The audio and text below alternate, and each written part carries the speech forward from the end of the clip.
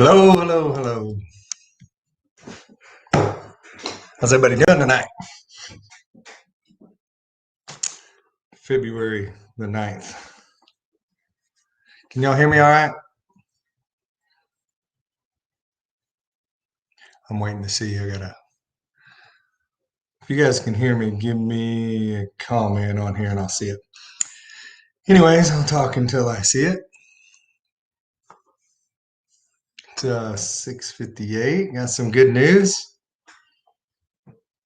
3 main headlines I think you guys might like. So, I don't see it. So anyway, I'll wait till a few more people get on for see if anybody's getting on before I share this. A couple news headlines. But while we're waiting, let's talk about some good coffee I got here. Hmm. Infused coffee. Been sending a lot out here lately. You guys been drinking it up, so thank you. I infuse that with Fireball. Gives a good cinnamon taste to it. All right. Well, hey, one thing I wanted to ask everybody, if you've got man, I know a lot of people are going through, you're hearing things. I talked to somebody today that's been on here. Write me, even if you want to just talk on the phone and you had a dream or anything and you think it's something that God give you, or like you just one of those kind of dreams or anything that's out of the ordinary, message me. I'll give you my number if you want to talk. If you just want to write it on the message, that's fine too. I'd like to hear it. I think it's very interesting stuff going on, because it's a lot of people. It's not just you. It's not just you feeling what you feel or having dreams or any of this. There's a lot of stuff going on. We know the bad's going on, but there's a lot of good stuff going on too. So let's pray real quick. God, we thank you. Thank you what you are doing. Thank you, God, that you have us in control, God. You know this whole situation, God. It is in control. You're running it, and we appreciate it, God. I pray right now for everybody listening, anybody that's going to listen, anybody that hears it, whether it be a job, finances, freedom itself, release of the mind, that their mind just set free from all this garbage. God, we ask that you take care of them and that you take care of the situation. Heal them, give them jobs, give them what they're asking for, God, and let them know it's you. We ask in your name. Amen. All right. So, well, I'm not seeing my comments tonight, but for news, let's just start out with the best news first. I'll start out with the news that kind of made me mad first, and we can go to the better news. So, guess you guys saw the Senate voted. This little headliner come up. I had to read a few lines of it. So it's illegal to impeach. I mean, it's against the Constitution. It doesn't even make sense to impeach a president that's not a president. It'd be like going back and trying to impeach George Bush. So the Senate voted to decide that if the unconstitutional act of impeaching a president who's not really the president could be constitutional and is constitutional, so that they could vote on it. And of course, they voted it was constitutional. Several Republicans in there, but I heard somebody say the other day, they had this dream and they saw this elephant and goat, and it was one animal and it fused together. And I thought, oh, that'd be a cool picture if anybody can draw. I got an idea. And I think they've joined parties. I don't think we have 2 separate parties anymore. You have a few that stand out, but I would be sick to call myself a Republican. So besides the impeachment hearing, my cousin Julie, she texted me during it. She was watching a little bit and just said, "This is disgustingly sick. What's going on?" So I just can't watch much more of this. Man, I don't blame you. Turn it off. I quit watching the news a long time ago. This stuff, there's nothing good on any of it anymore. Besides that, I heard a good one, and it's been about a week ago. Missy and Sunday. Missy and I were listening to the radio coming back from taking Lincoln. back to our daughter, and the news came on in between songs. You know how it does. And this is my favorite. These guys win. So let me see what team it was. The Miami Heat. You know, these pro teams are hurting really bad. They're in a bind, right? They're in a bind because nobody's going to games because of COVID, half of it. The other half, disrespect for the country. And then beyond that, we just got people just don't care anymore. There's like much bigger issues going on. And sports is like, who cares? So people are losing interest quickly. And they need to get people back in the game. This was on the news. I've already been called a liar. This is a true story. Go Google it. You'll find it. They have COVID sniffing dogs. I don't know where they have to sniff to find the COVID. They didn't get that far into the story. So these tests they can't really figure out. We're having false positives all the time. Can't really get a good COVID test. They've got a dog that can sniff out COVID. That's a good one. I think, they think we're stupid. I keep telling you guys that. They think we're dumb.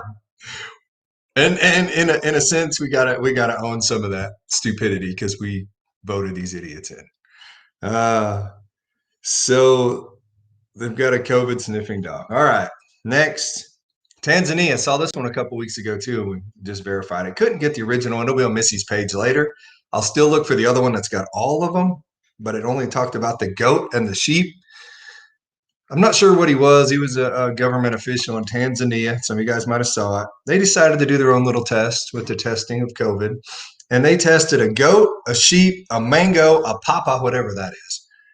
And they tested them all for COVID, sent them in, and I forget how many come back positive. But in Tanzania's defense, I don't think they have the COVID sniffing dog yet. So I don't know. Anyways, there's the news, things that I could see that was worthy to put in the news. We could talk about a little bit there. Other than that, let's talk about what's going on spiritually, because I think it relates to exactly what's going on right now. I think a lot of us feel it. I think a lot of us, if you're, like I said again, if you missed it before, you have a dream, you have these things, you don't know what in the world's going on. Man, I had this dream. Talked to somebody today. They had this incredible dream. I think it was very spiritual because I hadn't had these before. It's all of a sudden these things are happening to a lot of people. Man, please share with me. Even if you just want to write it out, if you want to call me, message me. I'll give you my number if you don't have it. I'd love to hear about it. So let's talk about David. We've been talking about King David, Old Testament. I'm reading out of Samuel. Before I go any further, I'm not at the point yet, but I heard a guy today, one of the guys I talked about yesterday, Robin Bullock. All he did is take the translation of a word, put it to English like it should be translated. I don't really understand it completely. I'm going to go listen to it again, listen to exactly what he did. But I didn't hear the first part of what he did. Missy did. I thought he was telling the story of our former president and our fill-in guy. It sounded the exact same. The story was perfect to a T. Even talked about Pence, and all he did is read from the Bible and put the translation of these words. It was amazing. So I see a lot of parallels here.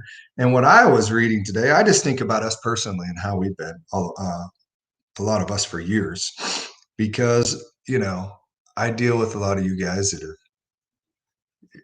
we're a lot of us are a lot alike, and we didn't understand it for years. David, he was anointed by God to be king. God picked David, said, "Hey, I want you to be the king."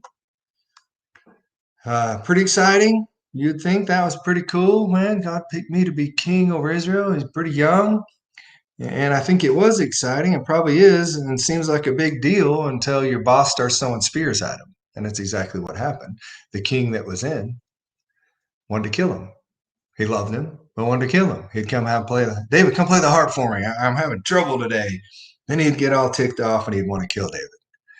And I don't know if we've been in this situation. Somebody's wanted to kill us. Maybe we have. And how many times though that it's a boss, it's somebody over you, it's somebody in authority, and they like you. They like you on the job because you get the job done. You're making them money. You're making them look good, but at the same time, they hate your guts, and you just can't figure it out. I think that they sense that God has picked you to do something even greater than what you're doing. And a lot of times when He picks you, it's because you could do the job better than they can. You don't go around and act that way. All you want to do is do your job and be left alone. But I have noticed through life, if I pay attention to the resistance sometimes, in what area are they resisting me? And how are they, ticked and they're coming at me? What are they saying? Sometimes I lean towards that because I find that that's actually my strength. And I think about it more and I go study what is it that they hate about me that I don't see, and maybe there are quirks sometimes. But sometimes it's just you end up being right in a situation and you've told yourself, no, my boss says I was wrong. I must be wrong. People think this. I must be wrong.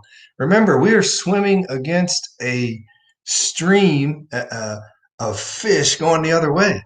We're trying to go upstream against the current. That's what we do. That's what our DNA is made up of. So those people are coming against you all the time. If you think they're all right, turn around and swim with them. That's going to happen in this case with some people. I think the heat might get enough that some people might turn around and swim the other way. I don't know. We'll see. But don't be one of them. I'm not talking about one of our people.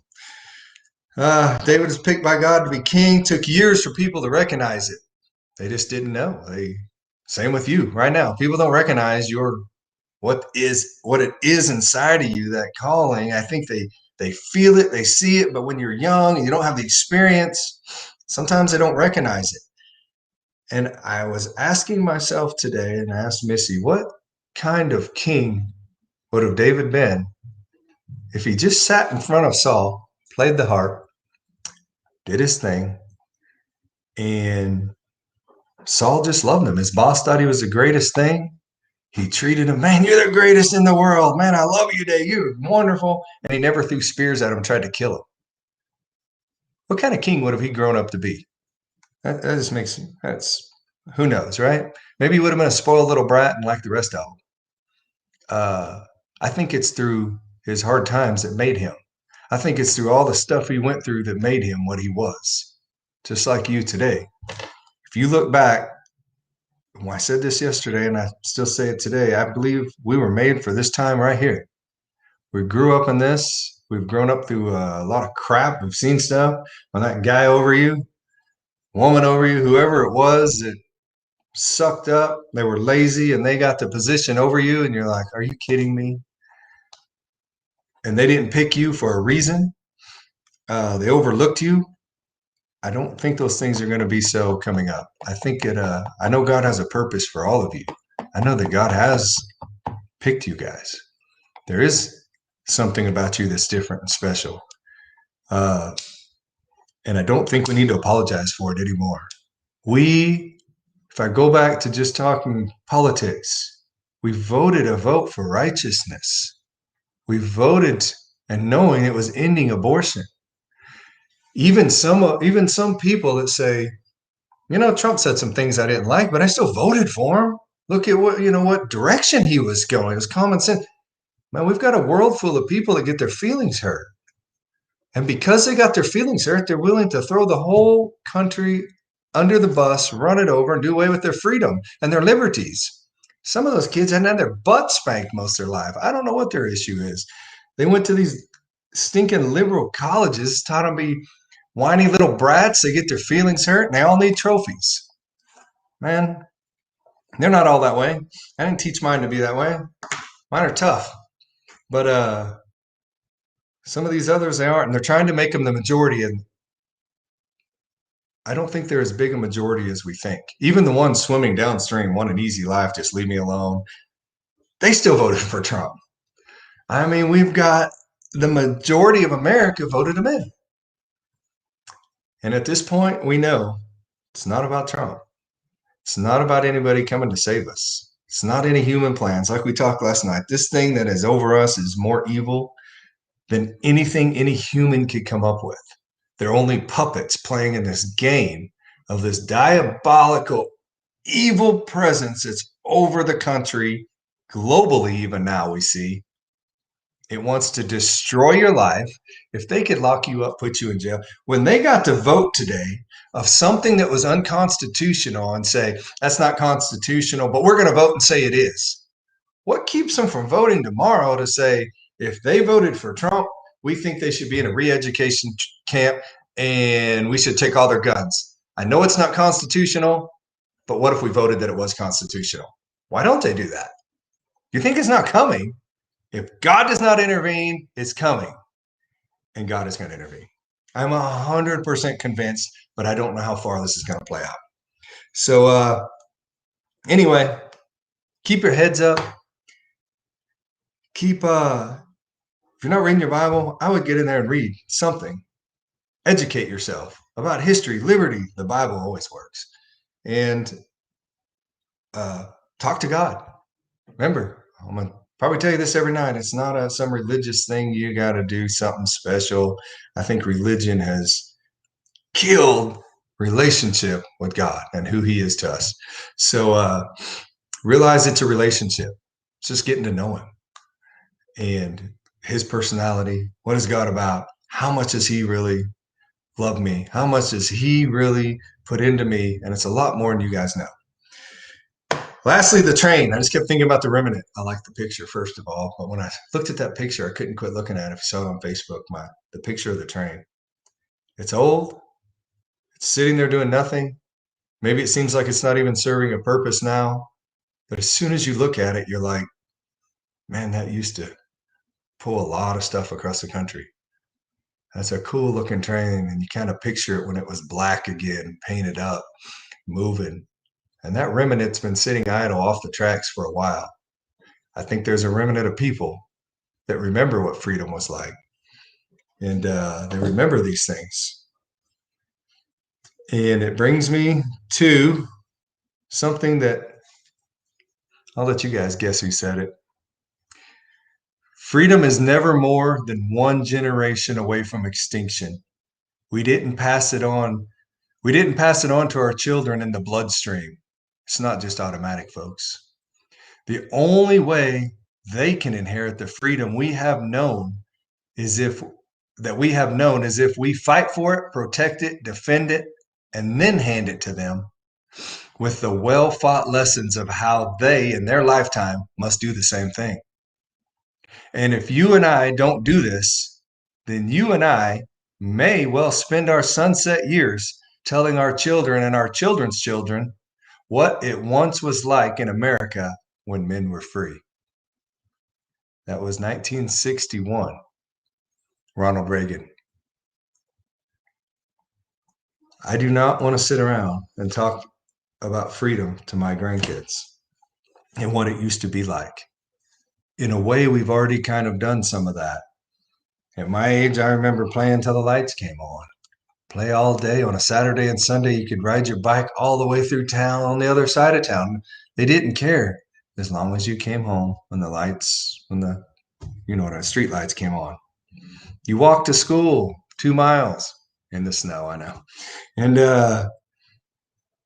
in third grade, I could walk to school. You didn't think about things that you can't do. You can't do that now, little kids, and many things you can't do. Just evil. We've let it go, and we've let it go. Last thing I want to bring up, and I know I'm kind of abruptly going from this to the next, and Missy's really passionate about this. She talks about this, and we have conversations. Yesterday I made a comment. I believe God is going to do two things in the country. I believe the first, he's going to give the country back to the people. The government is going to go back to the people. It was supposed to have always been for the people, by the people. But we're not represented as we should be by the people in Congress. There are some places that are represented well, but do you think Liz Cheney, do you think she represents the people in Wyoming? I've been through there. I've heard those people. I hear them now. They're pissed off at her liberal ways. It's because her father was an establishment. He was one of the, I call him the cabal. He was part of the problem, not the solution. So just know that God's giving the country back. I think that's coming. And he's going to give, I guess we call it the word church, but I don't see it as we see it in our mind. I call it the Spirit of God, the freedom of God, the freedom that God give us. He's going to give that back to the people as well, because that's been run by some leaders that have kept the people quiet. They made sure they kept the tension. That it wasn't about the people. It was telling them, this is what you are. You got to do this way. You got to walk this way. You got to talk this way. You got to be this. If you don't be this, you can't be in our club. Well, we might let you stay in the club as long as you pay your 10% of your tithes to us so we can have a living. But just keep your mouth shut. And there's just so many of these games that have been played. And I always say that, but I always back it up. But there are good people that have not done that. As for me, I have not seen or heard from the people that I've worked with, the guys that I've talked to. It hasn't always been that situation. They've seen that. They've seen the negative things, and it seems like we all have a lot of the same stories, and they aren't good.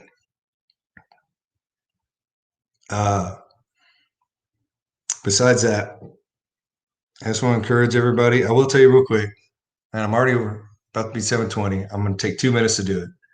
I didn't do it yesterday, but if you haven't heard the part about Thursday and Friday, and I was just going to leave this alone, kind of let it fade out.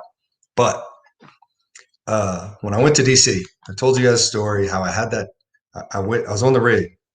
I saw what I saw, and then I carried that around, knowing I was supposed to give it to an author, and I ended up giving it to an author. About a month or two later, I ran into him in Washington D.C. The one thing I'm gonna say while I was there, something incredible happened that started that whole adventure. Missy and I are sitting on a park bench. The White House was over here to our left. Me, her, and our girls. We're resting. We'd been walking all day. And man, we're kind of talking about something that was coming up that we were going to do about this. We felt like God was calling us to do something. We just felt it. And as we're sitting there, I could look to the left, and there's a fence, and there's the White House back there. People everywhere. It was, to Washington, D.C. There's a man walking towards us. And immediately, I can't tell you how, immediately I knew a couple things about him. Number one, I knew he was from Kenya. And number two, I knew he was going to stop and talk to us.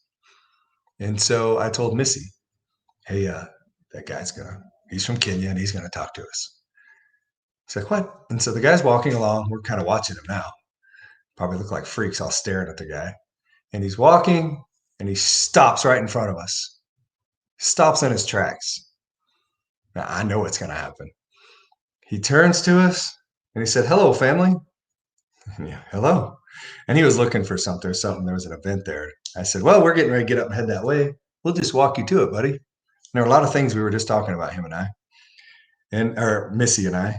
And we got up to walk with him. So I had to know if I was right. And I said, we introduced ourselves. His name was Daniel. I said, hey, Daniel, where are you from? I'm from South Carolina. And he was about a step ahead of us. And Missy kind of hit me like, she's doing this, like, in your face, you were wrong. You thought that he was from Kenya. I said, Daniel, where else are you from? He looked at me and said, well, originally I'm from Kenya. Of course, when he's not looking, I hit her and I'm like, in your face. I was right. So we walk on to where we were going a lot. And I'll just tell you our walk as we were going is about half an hour away. Didn't know the guy. In a crazy way, he basically tells us what we were just talking about on that bench, word for word. He said it word for word. Everything we had talked about and what we felt like was about to happen in our life. And he said it. Got really crazy after that for a whole year. I'll continue that story another time. We're out of time. Man, I appreciate you guys joining. Get a hold of me. You guys got something cool to tell me? Please tell me. Take care, guys.